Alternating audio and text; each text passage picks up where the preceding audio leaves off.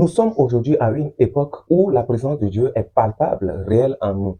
Mais pourtant, certaines personnes continuent de jouer à l'ancienne, c'est-à-dire en ramenant les symboles de l'Ancien Testament comme l'Arche d'Alliance pour impressionner la foule. Au Ghana, lors du grand concert d'adoration de louange Tehillah Experience 2025 de Orema Merci, alors que le concert battait son plein, l'on a vu transporter au milieu de la foule l'Arche d'Alliance. Que dit réellement la Bible à propos de ce sujet? Quelle image cette présentation symbolique renvoie à ceux qui la verront? Mesdames et messieurs, bonjour. Bienvenue sur ma chaîne.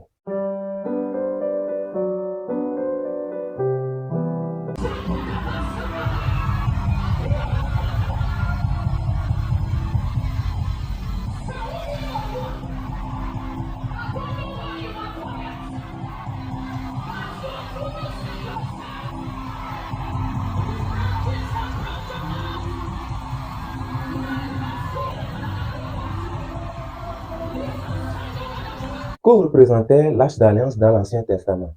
La Bible, dans son livre d'Exode, chapitre 25, à partir du verset 22 en allant, donnait des instructions à Moïse sur comment fabriquer cette arche-là. Et cela représentait quoi? La présence de Dieu. C'était grâce à l'Arche d'Alliance que le peuple Israël a eu plusieurs victoires de tous les combats qu'ils ont eu à faire pendant la guerre qui les opposait à tous ces ennemis à l'époque. C'est ce que nous dit la Bible. Et il était confirmé aussi qu'à chaque fois, à chaque guerre, quand ils étaient combattus, ils étaient sur le point d'être exterminés, quand ils soulevaient l'arche, ils avaient la victoire. Et donc, pour dire que cette arche constituait une force, une puissance qui les aidait à gagner, qui les aidait à être vainqueurs de tous les combats auxquels ils faisaient face. Et donc, l'arche représentait cette force, cette puissance avec laquelle ils doivent toujours se déplacer. Ils ne pouvaient pas laisser ça de côté et continuer la marche. C'est avec cette arche qu'ils ont pu résister, qu'ils ont pu tenir jusqu'à obtenir leur liberté totale. Même pour pouvoir contourner le mur de Jéricho et le renverser, c'est grâce à l'arche. Aujourd'hui, si on ramène cette arche comme encore présence de Dieu, alors que Jésus-Christ a tout donné sur la croix, il a tout accompli, ce qui veut dire que la loi sur laquelle vivaient nos grands-parents, vivaient nos prédécesseurs, était abolie. Pourquoi encore ramener cette arche? Et il est bien détaillé dans le livre de Hébreux, le verset 9-4, les composants de l'arche. Je ne suis pas là pour parler de ça, mais quand même, il faut que on donne cette explication pour que les gens comprennent un peu la profondeur, le fondement de la chose. Et donc, dans cette arche-là, il y avait la manne, il y avait les tables de loi, c'est-à-dire les 10 commandements que le Seigneur avait donné à Moïse à l'époque. Il y a ça, et il y a la verge d'Aaron dedans. Donc, ce sont ces trois composants qui sont dans l'arche et tout. Et c'est ça qui constituait la force, c'est ça qui était en quelque sorte la présence de Dieu, sinon l'Esprit de Dieu qui soutenait, qui consolait, qui était avec le peuple d'Israël à l'époque. Mais aujourd'hui, nous avons la chance de vivre avec l'Esprit de Dieu en nous. Nous qui avons reçu le Seigneur Jésus comme notre Sauveur. Et nous qui avons déclaré que nous appartenons désormais à lui, nous avons cette possibilité-là de marcher avec l'Esprit de Dieu, d'avoir l'Esprit de Dieu en nous. Nous ne sommes plus à une époque où on doit symboliser la présence de Dieu avec un objet. Non, l'Esprit de Dieu habite déjà en nous. Il est avec nous en tout temps et en tout lieu et en toutes circonstances. Et donc aujourd'hui, le représenter encore avec un objet, c'est comme un blasphème, c'est comme une injure envers la présence de Dieu, envers Dieu même. Nous devons comprendre aujourd'hui que ces genres de pratiques renvoient une mauvaise image de notre religion vis-à-vis des autres. Cette attitude, par exemple, qu'on a observé sur ce concert, je sais que ça va faire couler beaucoup d'encre, ça va faire jaillir beaucoup de critiques sur la toile, ce qui encore ramène les cœurs très loin de Dieu. Moi, j'ai vu une vidéo sur TikTok hier dans laquelle, tant bien que les commentaires, quand même, je comprends un tout petit peu l'anglais, les commentaires, étaient presque liés à la même chose que c'est de l'abomination, que c'est quoi ces genres de pratiques encore ce 21e siècle. Et oui, les gens ont raison.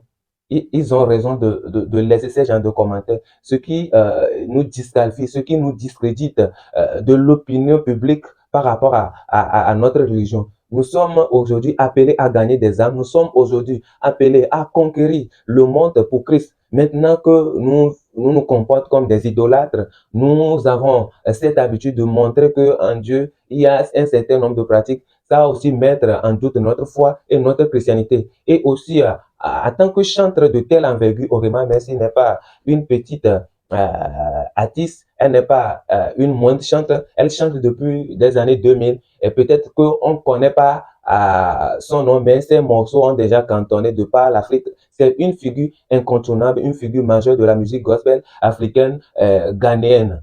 Et donc aujourd'hui, si elle fait ça, c'est que cette image peut avoir une influence assez négative sur beaucoup de vies, sur ceux qui ont l'habitude de publicité, d'aimer sa musique. Et donc, ces dimanches, nous devons cesser cela. Moi, je l'ai vu aussi pendant sa prestation tenir la verge. Je ne sais pas ce qu'elle veut envoyer comme message. Tout compte fait, ces gens de pratique découragent, ces gens de pratique envoient une mauvaise image dans le camp de l'opinion publique.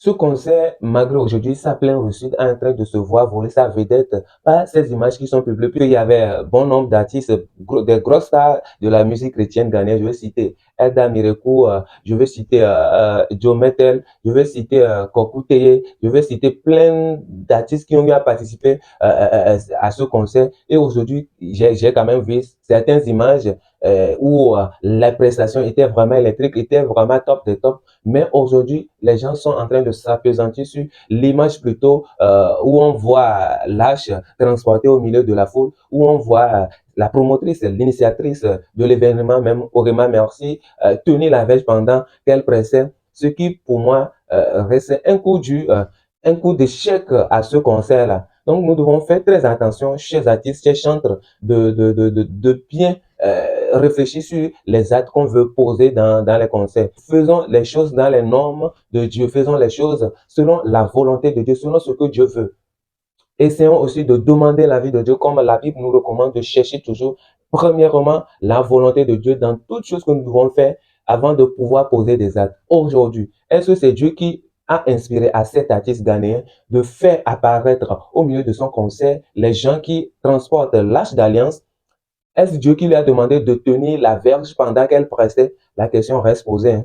À elle seule de répondre à cela. Et cela reste entre elle et son Dieu. Mais quand même, au-delà de ce que nous faisons aujourd'hui en tant que chrétiens, nous devons savoir que nous vivons dans un monde, nous devons savoir comment agencer les deux, comment jumeler les deux mondes, le monde spirituel et le monde physique pour pouvoir mieux poser nos actes, pour que ça ne détruise pas notre image à nous-mêmes et celle de la personne conçue et celle de la personne que nous avons choisi de suivre.